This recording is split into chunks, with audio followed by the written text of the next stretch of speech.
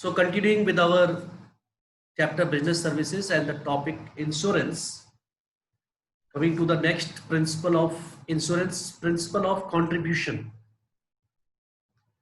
That is, principle of contribution in insurance says that sometimes what a insured does, insured gets the insurance of a particular object from two different insurance companies. He gets it insured with two insurance companies. Now, what would happen in the case of claim for the compensation? The principle says if a person has insured himself or an object with more than one insurance company, then at the time of the claim, he will be given compensation equal to the proportion or the ratio. Both the companies, insurance companies, both the companies will pay him, but both the companies will pay him equal to the amount of the compensation. It means to say he will not get the full amount of claim from both the companies separately, but he will get the compensation, total compensation, jointly by the two insurance companies. Both the companies will pay him. Suppose insurance claim जो है उनका बनता है 2 lakh rupees, तो उन्होंने दो company से A and B, he has got the insurance done by A and by B. So both the companies will pay him. A will also pay him, B will also pay him, but they will pay him in total only a sum of rupees 2 lakh.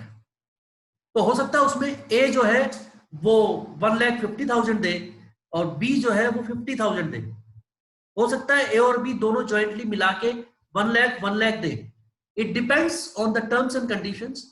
It depends on the amount उन्होंने कितने कितने का वहां से insurance कराया है and how much premium he page. तो दोनों को प्रोपोर्शनेट करके the amount will B jointly paid by the insurance companies, but not separately the total amount which the insurance companies have to pay to him. मतलब once again, principle of contribution means both the companies will contribute, both the insurance companies will contribute their share, making it a sum of total claim to be paid to the insured. If you want to ask, you can ask.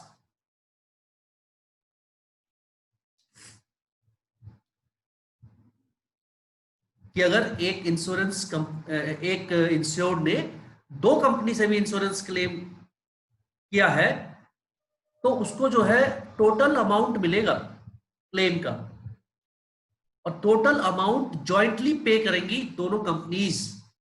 वो ratio में करेंगी, what ever is the ratio of the insurance done and the premium paid होगा. Yes महिमा, you went offline, आपको आया समझ में?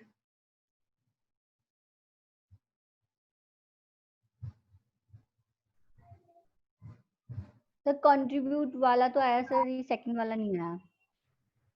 Second वाला कौन सा? यही है वो, same thing. Contribution means principle of contribution है ये. तो हम इसमें यही समझाने चाह रहे हैं. प्रिंसिपल ऑफ कंट्रीब्यूशन का मतलब है even if suppose you have taken insurance from me also and from mister X also, these are the two parties जिससे आपने इंश्योरेंस कंपनी है जिनसे आपने इंश्योरेंस लिया है. अब आपने एक से 4 लाख का इंश्योरेंस कराया है और एक से 2 लाख का इंश्योरेंस कराया है सेम चीज का. इस चीज का जो आपकी सपोज गाड़ी है, उसमें जो आपने इंश्योरेंस कराया है दोनों कंपनी से, उसमें आपको क्लेम जब होगा मान लीजिए, तो आपको A myself and mister X जो दूसरी कंपनी है, both the companies will pay the claim. लेकिन दोनों कंपनी अलग अलग आपको पूरा क्लेम पे नहीं करेंगी। Both the companies will contribute to pay you the total amount of claim. Total amount of claim आपका मान लीजिए 80,000 पड़ता है, तो I will pay some part, Mr. X will pay some part, and jointly it will be only 80,000 rupees, not more than that.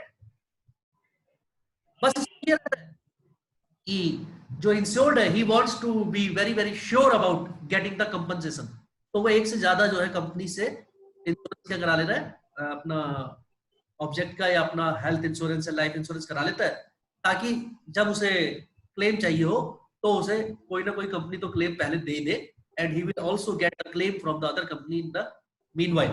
So he was just want to be sure, and also for the tax deduction,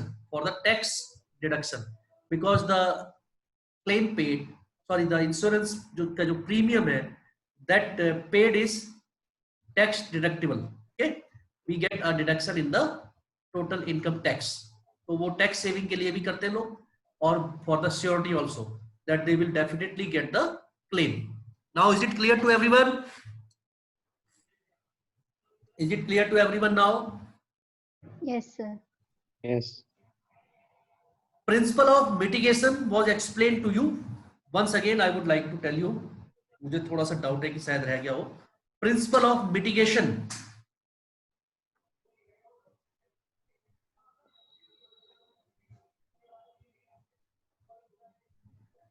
Principle of mitigation says that the insured should not show any carelessness, should not show any sort of negligence in keeping the insured property object in the same condition or in the same situation as if the insurance is not taken.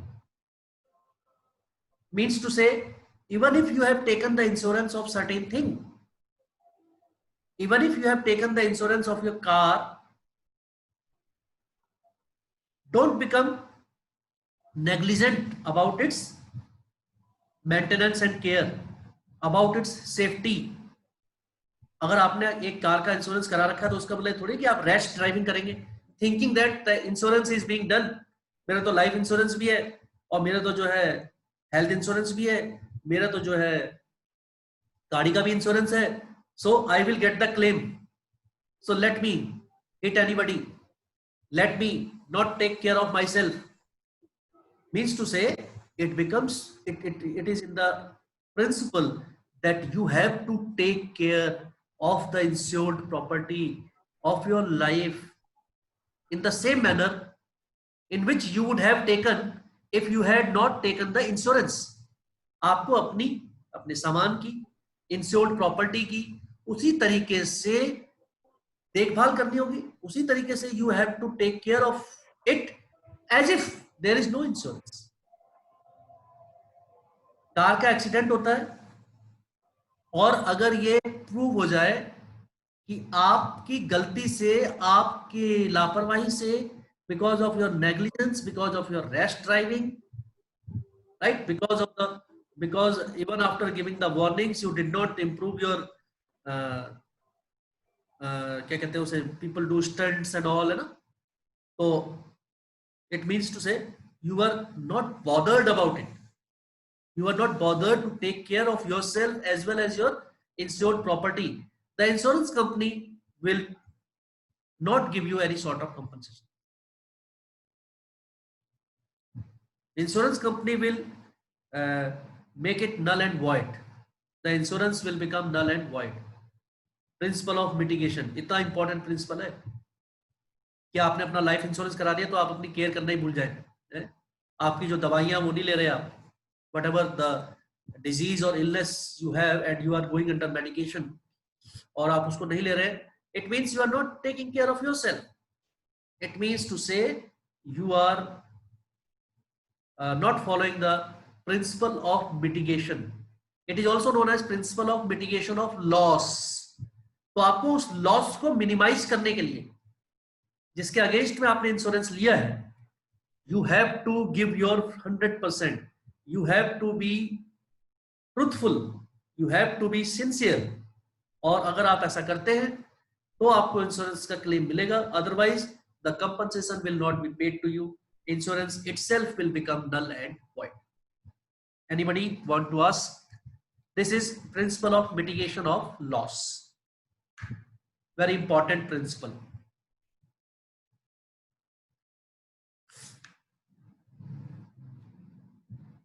If you want, you can ask just now, or I would proceed to types of insurance.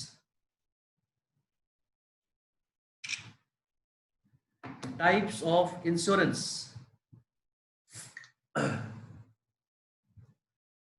इसी में सबसे पहले है life insurance.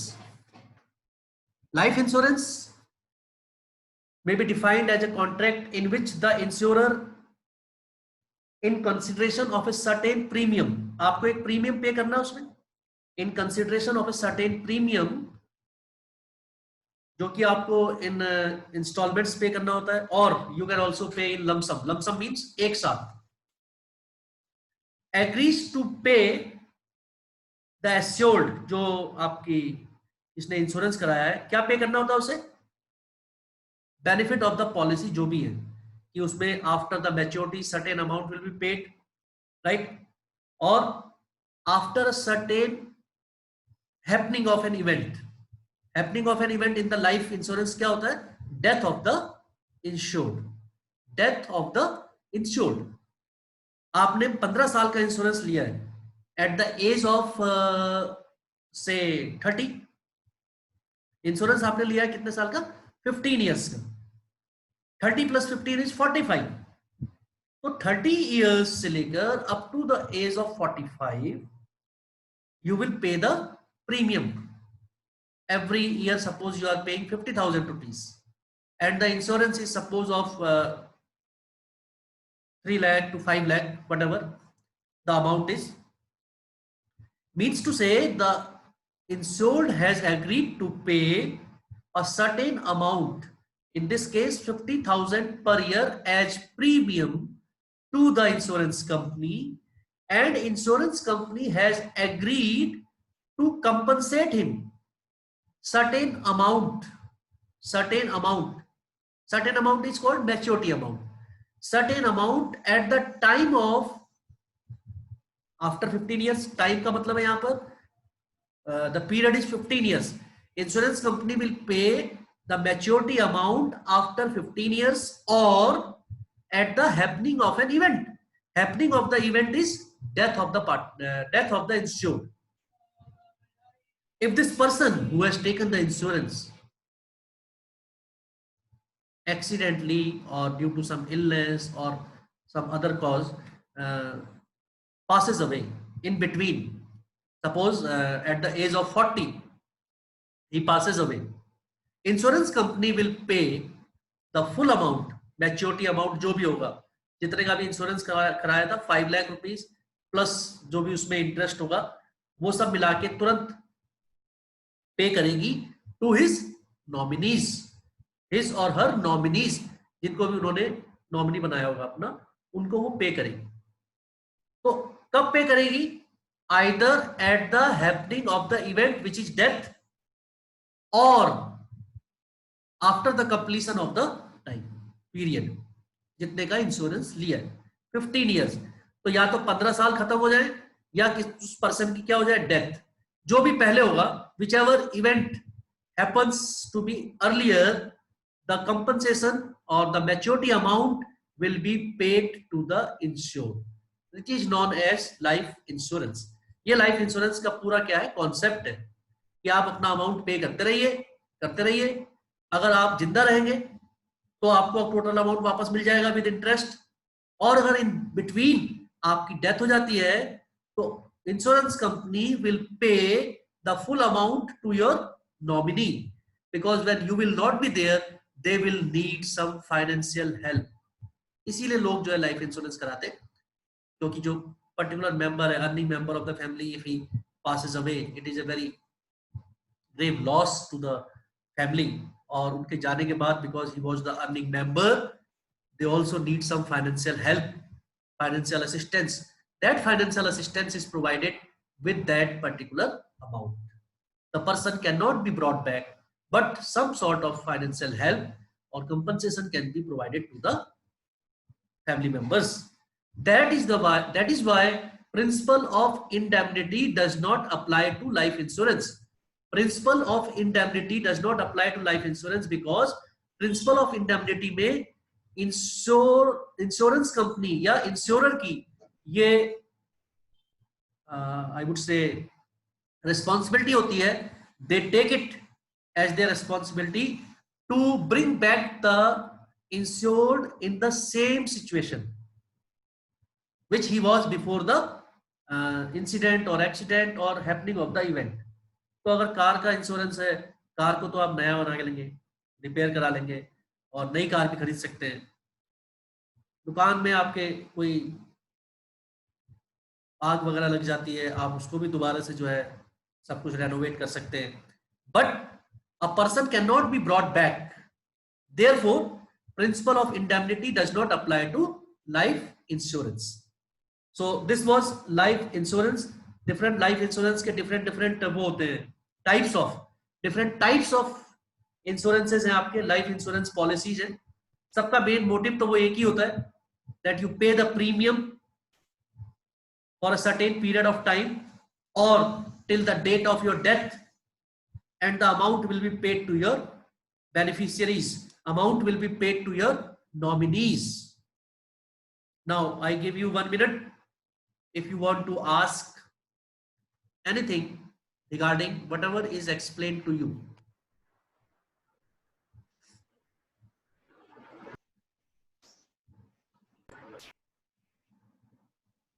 Sir. Yes, who's there? Akshay. Bilal. हाँ बेटा बोलो. मैं बिलाल.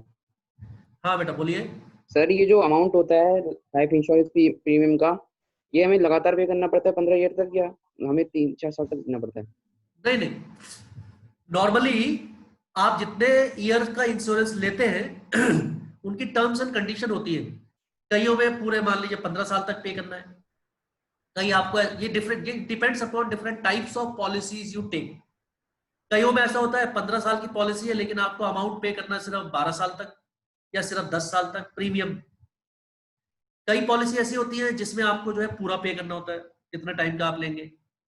और ज्यादातर पॉलिसीज में अगर आपने स्टार्टिंग के 2 या 3 साल प्रीमियम पे कर दिया है और उसके बाद डेथ होती है तो ना तो आगे की प्रीमियम पे करनी पड़ती है और जितना का आपने इंश्योरेंस कराया था वो सारे पैसे मिल जाते हैं वापस विद इंटरेस्ट.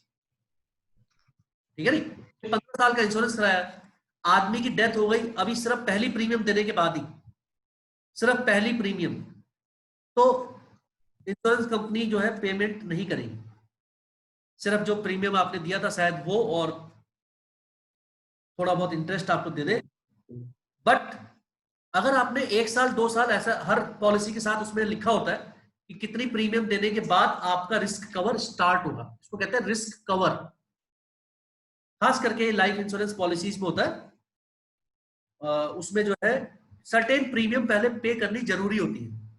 किसी में 2 है, किसी में 4 है, किसी में 6 है, किसी में 8 है, depending upon the type of insurance policy you have taken.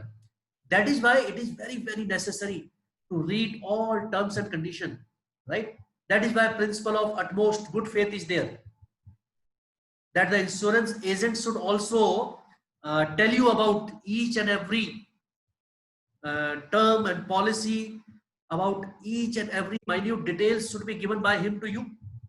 Also you should tell him each and every detail which is asked from you. तो अगर ये principle of utmost good faith सही से वो हो तो किसी तरह का कोई डाउट या कोई वो नहीं रहता है. और अलग अलग जो पॉलिसीज है वो मैं आपको अभी बताने जा रहा हूं. एक होती है whole life policy. Whole life policy का मतलब है आप प्रीमियम भरते रहते हैं और पैसा वापस तभी मिलता है जब आपकी डेथ होती है. इंश्योर्ड की जब डेथ होती है उसको पैसा उसके नॉमिनीज को, उसको भी नहीं मिलेगा, वो उसके नॉमिनीज को मिलेगा.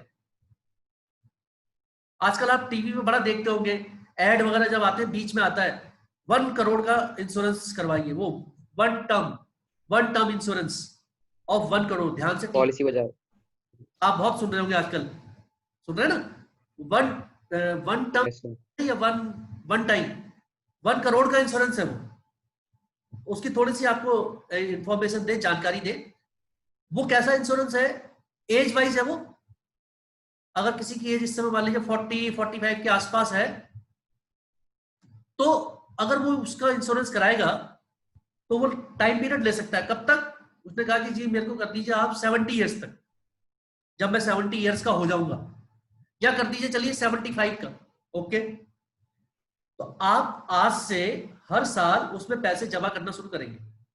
जो ये बता रहा हूं मैं आपको, 1 टर्म वाला 1 करोड़ वाला जो इंश्योरेंस है, वो हमने उसका पता किया था, तो वो हमें इस तरीके से उन्होंने एक्सप्लेन किया कि अगर मान लीजिए आप इंश्योरेंस लेते हैं सर, तो आपकी एज मान लीजिए 42, 43, 44 है, पर ईयर आपको लगभग 40 से 45,000 रुपीज पे करने होंगे। 40 to 45,000 आपने पहले साल पे किए, दूसरे साल पे किए, तीसरे साल पे किए, चौथे साल पे किए, आप पे करते जाइए। You will keep on paying. कब तक पे करेंगे पता है आप? जब तक आपकी डेथ नहीं होती। 75 ईयर्स तक का या 70 ईयर्स तक का, जो भी हमने उसका लिया है। तो अगर मैं उसको पे करते जा रहा हूं, मतलब अगर if I am alive, I will keep on paying that premium. When in between किसी वजह से अगर डेथ हो जाती है, तो family members will get 1 crore rupees. Family members will get 1 crore rupees. लेकिन इसमें जो पॉइंट है वो क्या है? 70 ईयर्स तक अगर कुछ नहीं होता हमें, 70 ईयर्स तक अगर कुछ नहीं होता बेटा, insurance company will pay nothing. यानी कि 45,000 या 50,000 पर ईयर जो मैंने पे किया इंश्योरेंस कंपनी को हर साल, वो सब गया, वो हमें वापस नहीं मिलने वाला है। तो अगर मान लीजिए अभी 40 ईयर्स है या 45 ईयर्स है, तो 25 ईयर्स तक अगर मैं 50,000 रुपीज पे करूंगा पर ईयर, 25,000 इंटू 50, तो समथिंग 12,50,000 लगभग पे करूंगा उसे, इंश्योरेंस कंपनी को। That will be taken over by insurance company, nothing will be return to me. क्यों? क्योंकि अगर मान लीजिए बीच में कभी हमारी कोई कैजुअलिटी हो जाती, तो इंश्योरेंस कंपनी वुड पे हाउ मच? 1 करोड़ रुपीस। इसलिए वो आजकल बहुत तेजी से चल रहा है वन टाइम लाइफ इंश्योरेंस। उसमें आपको जो है इकट्ठे पैसे मिलने 1 करोड़ रुपीस, लेकिन तभी मिलने अगर डेथ हो जाए तो। अगर डेथ नहीं हुई उस टाइम पीरियड में, तो कुछ भी वापस नहीं मिलने वाला। That is also a type of insurance. ये टाइप ऑफ इंश्योरेंस है, these are types of insurance, जिसमें कि आपको अलग अलग तरीके से प्रीमियम पे करनी होती है, और उसमें पेमेंट अलग अलग तरीके से अलग अलग टाइम पे आपको होती है। That's all. नंबर 2 है आपकी एंडाउमेंट लाइफ एश्योरेंस पॉलिसी। ये वही वाली है नॉर्मल जो सबसे ज्यादा लोग लेते हैं, एंडाउमेंट लाइफ इंश्योरेंस पॉलिसी। इसमें जितने साल का भी आप इंश्योरेंस लेंगे, या तो साल पहले कंप्लीट हो जाएंगे या पर्सन की डेथ पहले हो जाएगी। तो अगर डेथ पहले हो जाएगी तब भी पूरा पैसा मिलेगा, और अगर टाइम कंप्लीट हो गया और डेथ नहीं हुई तब भी पूरा पैसा मिलेगा। तो यही सबसे सेफ पॉलिसी होती है, एंडाउमेंट लाइफ एश्योरेंस पॉलिसी। इसीलिए इसे कहते हैं assurance policy. The assurance is given by the insurance company that either after the completion of a certain time period और death, whichever is earlier, the amount of compensation or the full payment, the majority जो होती है, will be paid to the insured. Very important. Number 3 is joint life policy. Joint life policy, joint है, इसका मतलब उसमें 2 लोग होंगे minimum, उनकी joint life policy होती है वो। दोनों लोग चलाते हैं, mostly husband and wife take this policy, right, premium भरते हैं उसमें, और किसी की भी डेथ पे दूसरे को सारा पैसा मिल जाता है। Joint life policy, joint life policy में आप प्रीमियम इंस्टॉलमेंट में भी भर सकते हैं और लमसम एक साथ भी भर सकते हैं। Then there is annuity policy. Annuity policy, annuity policy वैसी होती है जैसे पेंशन वाली होती है, पेंशन स्कीम्स होती है। इसमें after a certain time period only पैसा मिलना शुरू होता है वापस। तो एन्युटी पॉलिसी आप आज मान लीजिए कराते हैं, तो आपने कराई 20 साल की, तो आपकी एज अगर 30 साल है तो 20 साल बाद यानी कि 50 ईयर के जब आप हो जाएंगे, after attaining a particular age और after a particular time period only you will start getting your money back. और वो भी किस में मिलेगा? इंस्टॉलमेंट्स में, चाहे वो क्वार्टरली हो चाहे हाफ ईयरली हो, वो भी इंस्टॉलमेंट्स में मिलेगा। तो लोग इसको लेते हैं एज पर कि वो हमें एज ए पेंशन मिले बाद में, या वो हमें एज ए मंथली इनकम के तौर पे मिले, so that we can live our life in a smoother way. Then there is children endowment policy. Children endowment policy भी आपने बहुत सारी सुनी होंगी, बच्चों की आती है, कन्या समृद्धि योजना, खास करके बच्चों की, ये गर्ल्स की ज्यादातर आपने सुनी होगी, for their education, for their marriage, people take this policies.